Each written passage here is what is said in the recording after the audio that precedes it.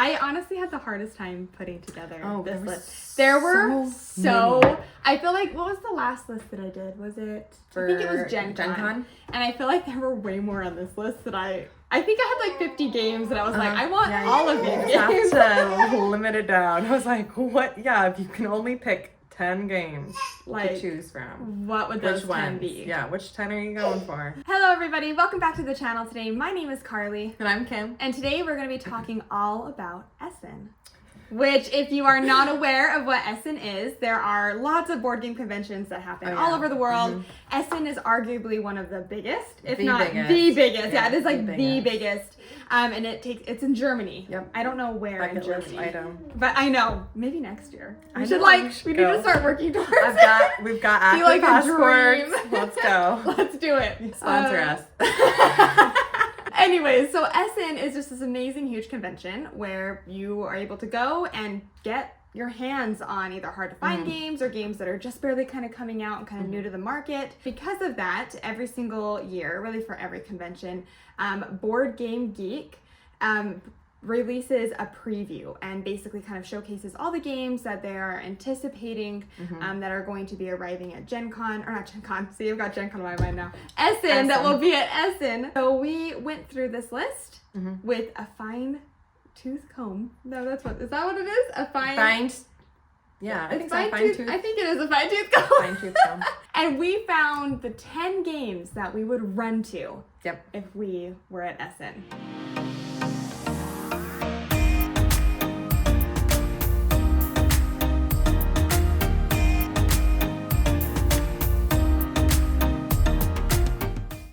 Before we jump into this list, I do want to mention that all the games on this list, at least for me personally, I don't really know too much about. I'm kind of basically going off of theme and artwork and just the little kind of excerpt that is in Board Game Geek at the time. So we don't know if these games are going to be any good or not, but these are ones that we are really interested in and want to find out much more about these games. Yes. I am also not completely certain if they're just being showcased, like previewed. Oh, yes. Or actually available. Yeah. So, but they should be out soon if they're being showcased. So we both came up with our separate kind of top 10 list.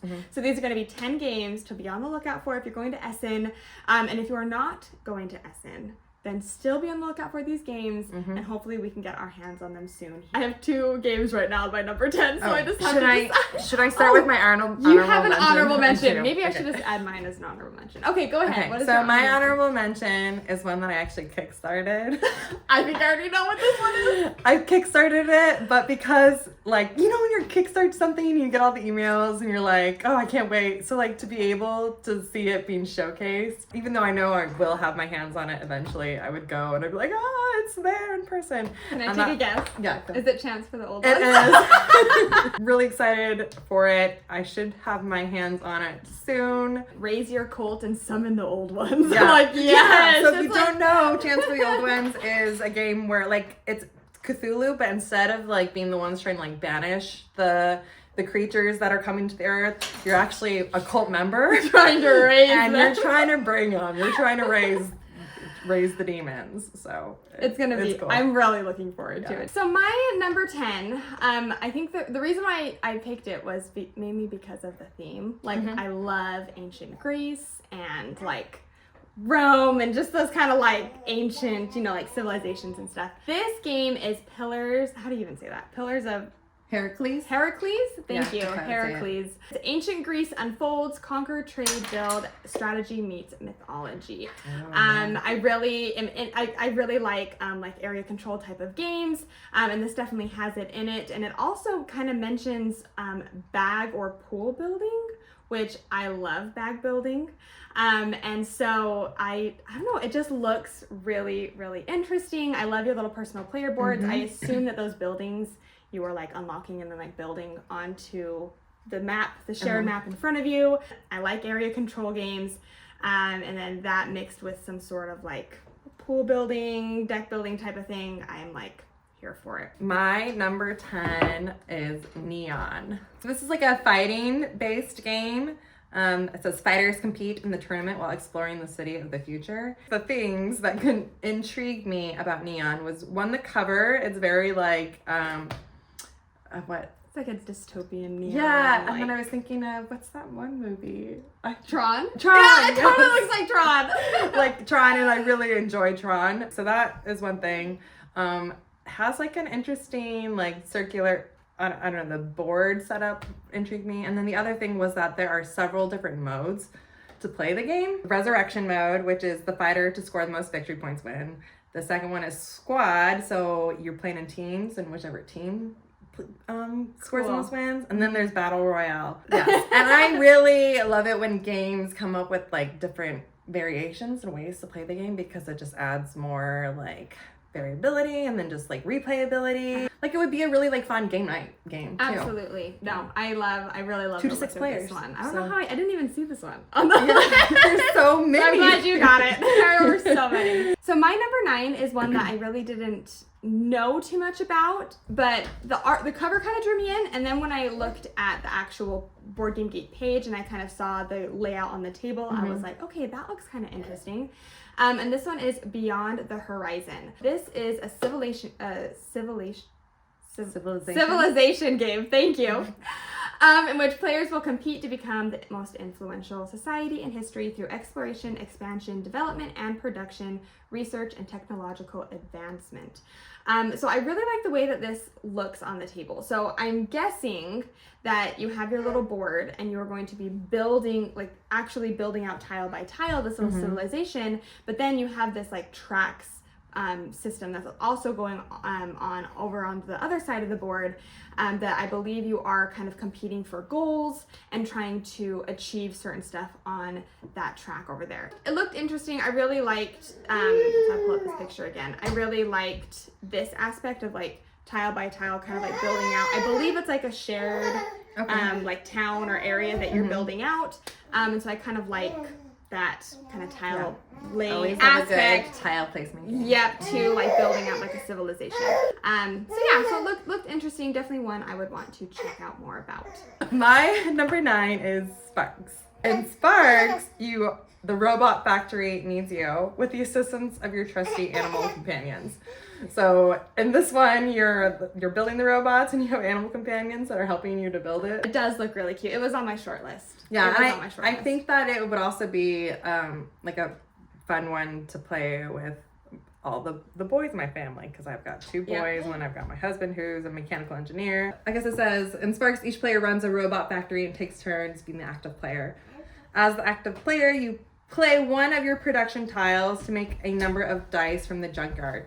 All other players then take 1 die each, and then all players simultaneously use their dice to complete robots or level up their factory. I do like the simultaneous action that it says. Yes. You know, like you're getting the dice, the person who is the starting player kind of controls the dice that appears on the board, and then everybody collects those dice, and then you can just simultaneously activate them. Yeah. I like that idea. Yeah, and I love games that have simultaneous actions going on, like even when because that keeps you engaged in like every turn and everybody going on. You're not just gonna space out and wait till it's your turn again. So that's another thing and dice. I like dice too. Yep. Games that have dice. So it just sounded like it would be again like a really good game for our family. So my number 8, I almost backed it on Kickstarter. I need to make another list of games I regret not backing on Kickstarter. It was one I almost backed because I loved the theming. It's a solo bag building game, and I love bag building games. Like, I just think they're so fun.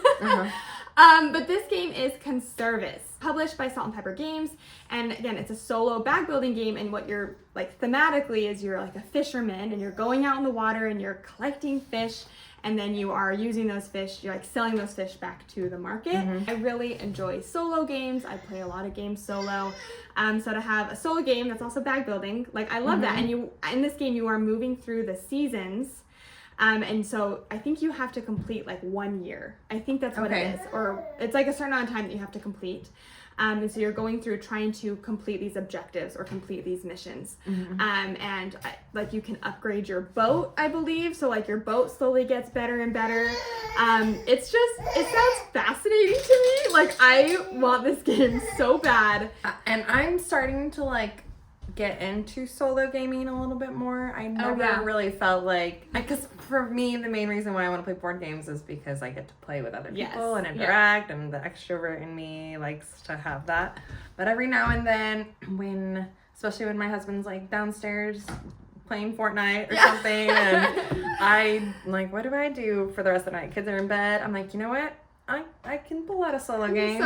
Especially because I feel like they're starting to get more like crunchy. They are. They're coming out with more, and it's not just games that have like a tag on a solo mode. Like, here, you can play it solo, and then you're like, okay, why would I ever play this solo? Yeah, but like they're coming out with, this is a solo game. My number 8 is a tile building game, but you're building up a little bit. It's Builders of Sylvandale. Oh my goodness, this one looks good. I didn't even see this one. How did I not see this? Okay, like, so this one intrigued me because this is like a concept that Carly and I have actually like talked about a lot over this past year. We've played a lot of different tile games. We've played a lot of different ones that have different like stacking mechanisms. Yep. But this one, like, you're like building. For one, the cover is so cute. And I love animal themed games. So like you're building like trees and you're really building up. So I don't know much else about it besides that I know that's like considered tile, but you're placing these trees and you're building up, and so I want to play this game right now. Yeah, yes, like me too. So my number 7, literally the only reason why it's on this list is because of the cover. I've done that. I mean the game looks like it's gonna be good too, but I'm just obsessed with the theming of this game and like the pun on words that they did.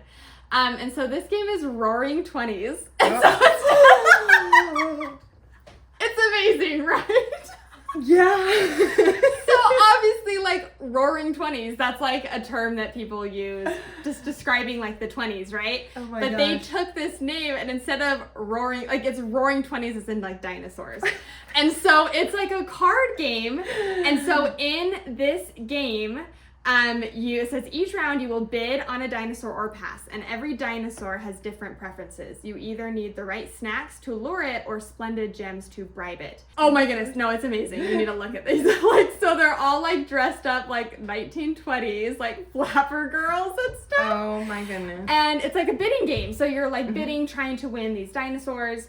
And I just love everything about this. I love the theme. I love the artwork. I love like the bidding mechanism. My mouth hurts from smiling looking at it. And I love how there's like 2 different ways to bid or bribe on those dinosaurs. You can either use snacks to bribe them or gems. So like there's kind of 2 different resources that you're dealing with. I want this game right now. I'm like, why didn't someone come up with this idea before? Like, I know. My number 7 is also mainly based off of the theme. And that is Tea Garden. This was on my short list. I almost put this. The cover is beautiful. Beautiful. So this is a deck building worker placement game. And says maybe the most intriguing is the resource management part. In Tea Garden, you will pay with tea leaves. So the theme actually seems like it's coming out really strong for me because you're paying in either green or black. And as the green like goes on, they become less useful because you want, they die. But the black, the longer you have them, then the better it is. I was like, oh, I love that. And I like need this game so I can play it with Sophie, who is one of our board gaming friends, and we are always like trading teas with each other. So like for one, I'm like, it made me think of like a really good friend. And I was like, who comes over and plays games with me all the time. So I was like, I need this game. And also that it is resource management, deck building, and worker placement. Like, so those things also sound like it's a great game based on that. For whatever reason, when I first saw the cover, I was just expecting it to be like a tile placement game. But it's not. And I really like the worker placement aspect. It looks like it's going to be really interesting, but I really love, like you mentioned, that timing aspect. Yes. You know, having your leaves either, you know, increase in value or decrease in value. And number 6 is a pick up and deliver game because I'm always on the lookout for pick up and deliver games. There's not nearly enough of them. And this is coming from a publisher that I've really been liking a lot of their games lately. This is on my shortlist. Was it? Okay, all right, so I'm glad I put it on. So this game is Station to Station. It's a pick up and deliver game. So I think you're going to be obviously managing like cash and coal and your trains and trying to pick up goods and then deliver them wherever they're at. So I don't know, sometimes that mechanism works, sometimes it hits, sometimes it doesn't. But I am really interested in these designers and kind of what they're going to be doing for this. So, and I love the cover. I love how it shows the different like seasons that like the train is moving through. I think it was designed really well. Yeah, it seems like another one where like the theme is going to marry really well with the like mechanisms of the game. Yeah. So my number 6 is a like dream vacation planning kind of game, except for you're planning it to a specific country. And that is Let's Go to Japan. Okay, I played this one. It's so good. I played it at Level Up Retreat. Oh, how did I not like know this? 2 years ago. It's so good. Okay. It's so maybe good. Actually, maybe that is somewhere in the back of my brain. It's now totally that you fine. say it. So you can get this now, but I know they probably can't get it over in Germany. But no, this game is fantastic. It's been on my short list to buy forever. Okay, well, there we go. Let's go to Japan. Already confirmed. It has a good amount of thinkiness to it. And I really liked the way that the drafting worked. It was interesting, it was fun. Okay. Yeah, I really liked the drafting in it. I mean, the drafting is the whole part of the game. If you don't like drafting, then you might not like this game. But it was really, really good. Let's get it. If you said we can get it, let's play it. I know, Let's just get it. We'll just buy it. My number 5 is kind of like a redone version of a game that's been out for a little bit, I think. And I've really wanted to play the original game, but now the designer's like, okay, this is the game that came before that game, if this is making any sense. The game that came... So they came out with this game before this game, but then it didn't get released. It's like an original version of what a current game is. Okay. So the game that currently is out is Glass Road. This is an older title. I think it was out in like 2013. Yep, 2013. So this game was out in 2013, and so Uwe Rosenberg, it's like a really popular Uwe Rosenberg game, and Uwe was like, you know what, let's create the original game, like what it originally was. This game is Black Forest, and so this is actually like the same theme, it's just like a crunchier, kind of more robust version of Glass Road. And so in this game, you're building a glass business. And you're traveling from village to village to enlist the aid of the best specialists,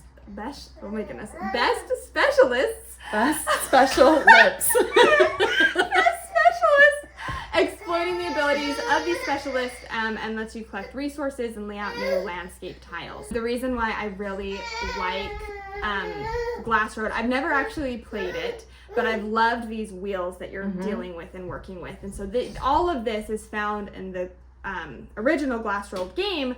So it is a very similar game to this, but again, it's just a more kind of robust, kind of more crunchy version of the game, essentially. I feel like I just want to skip Glass Road now and just go straight to Black Forest. It looks really interesting to me. And I mean, honestly, this should have been on my list too, because you're in Germany. Black Forest is in Germany. Like, of course. So it all works. It all comes together. You have to go see this one when you're at a board game convention in Germany. So. My number 5 actually kind of reminded me a little bit of the movie Arrival with Amy Adams. Yeah. And that one is A Message from the Stars. So in A Message from the Stars, you are trying to decode like this language from aliens, and the aliens are trying to like communicate with you, but you don't speak alien language. So there's like some back and forth that is happening between players. Players can engage in cooperative gameplay where all scientists pool their collective intellect to crack the alien code and unveil the hidden message, or you can delve into team play with 2 alien players sending messages across the galaxy. Like kind of like Codenames, kind of like Mysterium kind of vibe. And again, I'm always looking for games that can play, that seem really fun and interesting, but can also still play like a good number of people. And this one does 2 to 8. I know that this one was like, the Dice Tower just loved this game. Yeah, okay. They loved it. So I've heard honestly nothing but good things about it. So my number 4 was another one that was on Kickstarter that I didn't back, and now I'm regretting it. But this is Explorers of Navoria. So lots of people, I mean, clearly based on the artwork, it does kind of give like Root vibes a little bit. It gives me even more so like Lands of Galzier, not so much in the artwork, but kind of like in the vibe of it. I think more like freelance. Like or maybe artwork even makes like me think freelancers. Freelancers, yeah. So in this game, you are one picture you were on. Yes, yeah. So, sorry, Becca was like going crazy. Stop with the waffle. So in this game, you're going to be taking actions from a bag. Again, it's like another bag. I have so many like bag building games on this list. Carly likes bag building games. And you use them to draft adventure cards into your tableau. And you are going to be going out and kind of like exploring this like world or this land. I like the idea of going out and exploring and doing adventures and obviously having like a bag building mechanism into it. Like I am all about that. Because like in here in the description it says, so after you draft your adventure cards, you'll use the same tokens you drafted from the bag to then visit locations on the mainland of Navoria in the worker placement phase of the game. So everything that you're drafting, everything that you're pulling from the bag, you use to get your adventure cards, and then you use those to actually go out and like adventure. So like that, I don't know, that just sounds really interesting to me, that kind of dynamic of how they're incorporating the bag building. So yeah, it looks really interesting. So that is add to wish list. Add to wish list now. My number 4 is Shifters. Shifters is a solo game or cooperative 2-player game. You will play a campaign, choosing your way among various scenarios. Okay, so when I love campaign games, and I love games that have scenarios, like a story that you can play through and you can develop your character. So there's that, but there's this thing where like you're playing it and your cards that you're playing are like you're shifting them around. So there's the theme of like also marrying the mechanics with like the title. Shifting. Yeah. And there's a die and retry mechanism that also sounds super cool. And so if you die, you can try it again, but you get stronger each time you do it. So there's this leveling up action aspect to it. Like I really want to like go and see it on the table and see it demoed. I haven't looked up any videos about most of these games, so I could go do that. But if I was there at the convention, this is what I would make my way to this game to see how it's played out. All right, so we're on to our top 3 now. We're into our top 3. I'm like so excited for these games. You have no idea. All right, so my number 3 is another card game, and it's another fishing theme. I'm like, okay. I feel like my list is so predictable this time. It's like the same thing over and over again. But this is a trick-taking game, which I really have been into trick-taking games lately. And this one sounds really interesting because it's trick-taking with also like a leveling up kind of mechanism in it, which I don't think I've ever seen before, at least in any of the trick-taking games that I've played. This is Fishing. From Friedman Fries. I can never say his name. I'm so sorry. Friedman Fries. I think that's how you say his name. Who's obviously a really well-known designer. But in this trick-taking game, you are using tricks to catch fish. Then those fish that you catch, you can use to bait to catch even bigger fish. So you're winning tricks, winning cards, which then those cards, then you can play out that will hopefully allow you to catch bigger fish or bigger tricks in the future. So I really like that idea. I'm so impressionable because I saw this one. I was like, okay, that one looks interesting. And then when I'm sitting next to Carly and she's like sharing her excitement about it, I'm like, okay, yeah. All right, you're number 3. I'll show my millennial. I don't know. What is kudos? Kudos. Is that still I still say slang? It, so I guess I'm a millennial. So. Okay, so my number 3, I picked purely on the title and theme and cover. And that's why I have to run to it. And that is Cats and Dragons. I'm like, a game called Cats and Dragons. Okay, I actually almost got this one too. I was thinking about this one. It looked interesting. Like I'm obsessed just based off of the title. That's why I think I'm like, get out of the way, everyone. I have to go see this game. Well, it is being published by Pika Games, which is the same publisher as Flow. Oh. So, I mean, You're right, and you Okay, really so like that's flow. why, yeah, I actually kickstarted that one. So it is a tile placement game, which Okay. I love. So Mhm. it says Yes. on each player's turn, you'll add a new tile to the landscape and possibly deploy new army units to the tile with their strength hidden from the other players. So it seems like... And there's like a bit hidden bidding thing with it too, isn't there? It says, when the region closes, all army units are revealed, and then players see if they have defeated the dragon, and if they did, the strongest armies get the most spoils, and all players will earn glory. I really like that. Yeah, and I really enjoy tile placement games. Mm-hmm. Well, and this is another one where I saw the title. I was like, how come no one did this before? I know. Yeah, the dragons. This is amazing. We need this. There we go. Running to it. Get out of the way, everyone. My number 2 I want so bad. And I can't remember if you kickstarted this one or not. Okay. But in this game, you are basically trying to attract cryptids yep. to your land. Okay, so you did back it. I'm so glad you did. Okay, so this game is Cryptic Nature. You are So they made up a word for it. It's like cryptozoologists, and you're traveling through the world trying to capture cryptids. Everything about this I want. Like everything about like the way it's kind of like a little bit of a polyomino puzzle on your own separate board, and you're going out and trying to collect these creatures, and it's really interesting the way that the creatures are being placed out onto the board, because I think you are pulling from a bag, and then whenever I don't know, it's just really interesting the way that the cryptids will kind of appear on the board. It is fascinating. I love the artwork. I know. I need this like so Loch Ness obsessed. Monster thing over here. Like it's just so cool. I should be getting this one soon too. Oh, should you? I Okay. didn't get an email from them saying that they were gonna have a booth there though. Maybe I did. Maybe I missed it. I did get one about chance for the old one. Oh, okay. This would have been on my honorable mention too. Oh, I'm so excited. So I am really looking forward to this one. my number 2 is another kind of like campaign story driven choose your own adventure kind of game. Backstories. Alone Under the Ice. Backstories Alone Under the Ice. Well, obviously it appealed to me because it's like I've said, we love campaign adventures and stories and choose your own kind of thing. Backstories is a game with mechanisms as simple as they are revolutionary, a bit like you would do in a point and click video game. Interact with your environment as you progress through your thrilling adventures. Some cards represent the environment in which you're evolving. Other cards are perforated and represent the actions you can perform, like talk, search, objects in your possession. And to interact, all you have to do is place the perforated card on the back of a panorama card you're interested in, turn the card over, and then read the result. It has like that choose your own adventure, but it's not just like a lot of those games have apps that are using. So this one actually is using the cards. I was wondering about this. I guess maybe I needed to delve into it more, but you're playing as a woman, Sophia or something her name is, looking for your brother Jean. That one, really intrigued me. And again, it says that the weight is pretty light.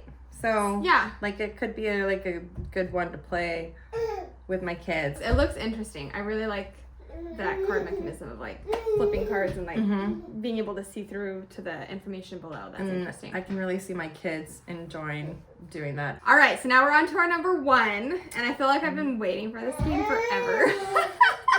Or wanting this game forever.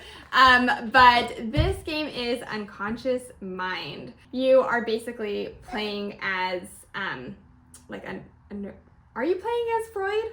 No. You're playing as somebody studying studying psychoanalysis and basically the study of the unconscious mind. But it's fascinating because they used 2 different artists for the game. So they used Andrew Bosley and Vincent Dutrait. And so Vincent Dutrait was the one that illustrated all of the real life worlds, and then Andrew Bosley was the one that was illustrating the dreams. And I love that mesh. Like, why? Is there another game that's done that? I'm like trying to think. Like, it looks like it's just such a good, like, crunchy, like Euro game.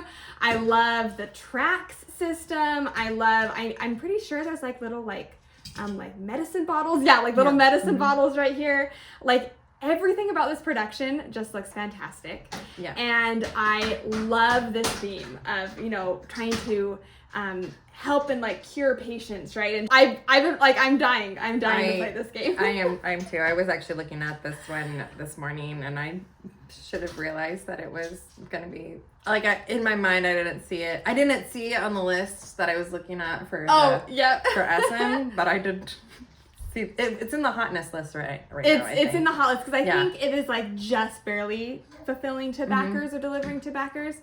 But honestly, everything about this just looks incredible. I want this game. I want this so bad. That is what my top game that I would just run to at Essen would be Unconscious Mind. My number one surprises me that it's my number one because the theme doesn't initially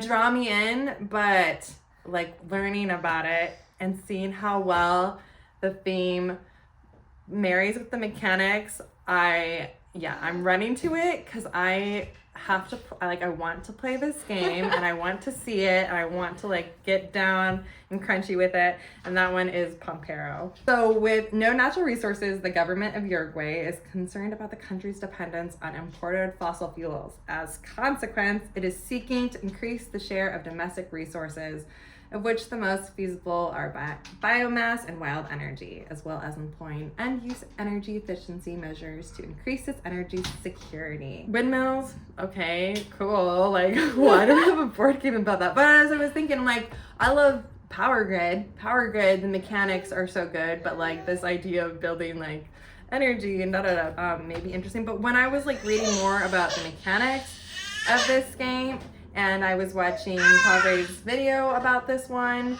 I was like, it drew me in so much. Really, really, really would love to see this, like have it demoed to me and be there to experience it at a board game convention like Essen. So that's why this one is my number one. So there you have it. Those are my 10 games that I would be speed walking to. In the amount of time that we have for Essen. All right, so those were 20 fantastic games that we are really excited about, interested in. And if we were going to Essen, we would be speed walking. Thank you so much for watching this video today. If you enjoyed this video and you haven't yet subscribed to the channel, it means so much if you could do that. It really helps support us and everything that we're doing over here. And this little guy. But until next time, I hope you have a great rest of your day, and we'll see you later.